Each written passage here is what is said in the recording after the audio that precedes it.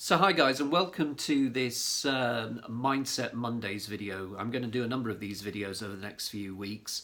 Main reason being is because I want to find a number of devices to help people out of their constant overthinking and maybe states of anxiety or worry. Unfortunately, as human beings, we have this ability that doesn't exist with a lot of animals to overthink. We have this ability to use the prefrontal cortex, which is responsible for allowing us to create stories about a future that hasn't even happened yet.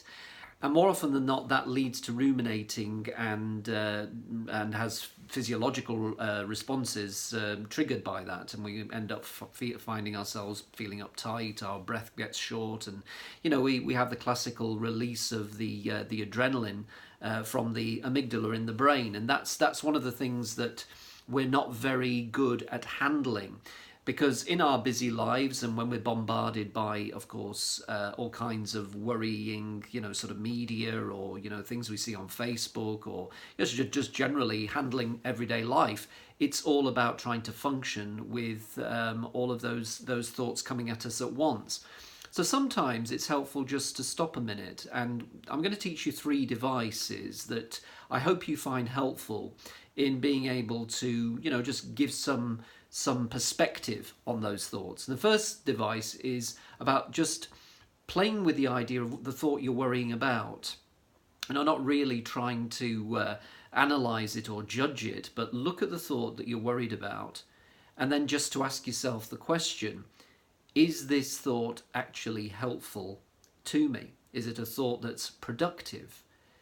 And once you start to just let your conscious mind engage more sort of rationally with that idea, then you bring some perspective to it, and very often you can find a way through it.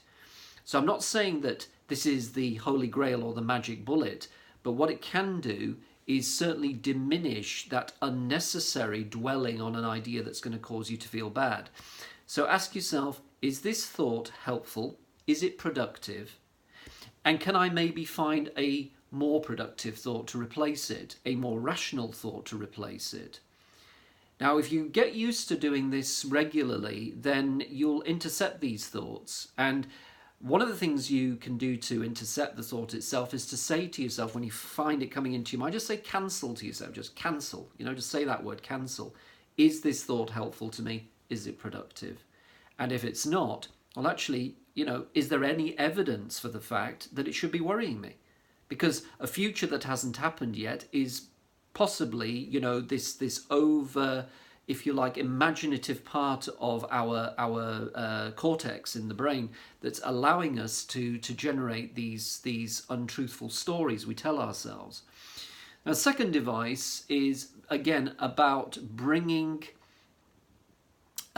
the perspective to a situation by asking yourself, this thing that I'm worried about at the moment, is it really going to be this big, massive deal I'm making it to be?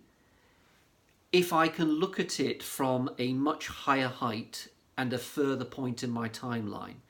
If you look at a problem you're worried about now, ask yourself, is this going to matter to me in 10 years' time? Is it going to matter to me in 10 months' time? Is it going to matter to me in 10 days' time? And even in some cases, is this going to matter to me in 10 minutes' time?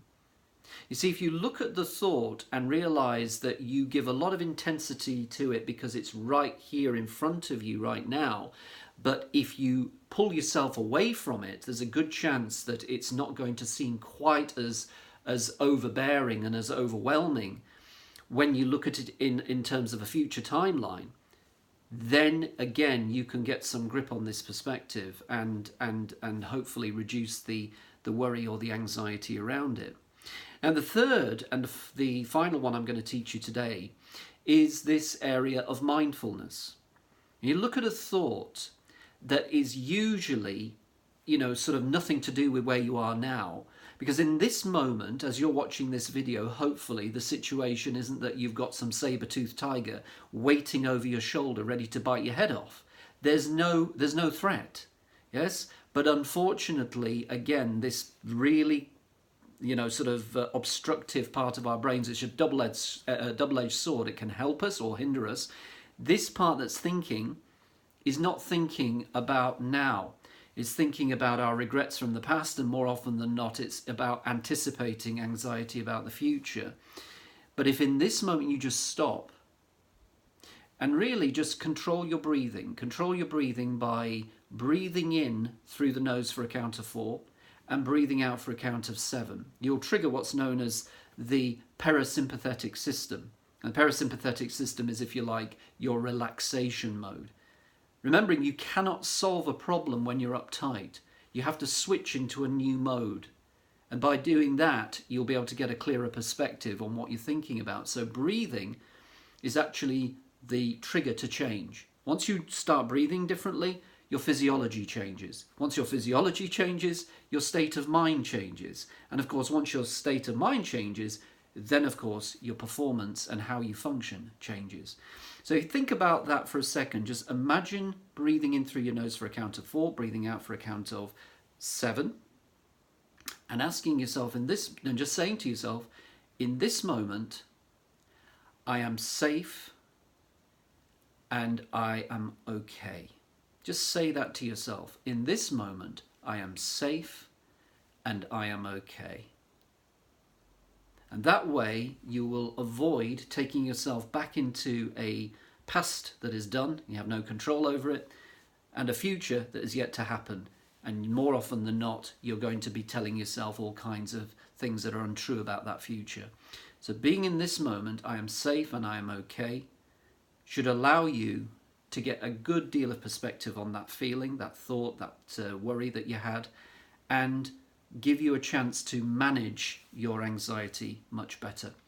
Okay, well that's my first video for Mindset Mondays. I hope you've enjoyed it. Please like, share and comment. If you think there's anything there that is helpful, then please maybe put down a few of your thoughts. And also, of course, if you've got any of your own ways of dealing with these problems, then feel free to share those as well. Okay, well this is David Faratian. Nice talking to you. Speak soon.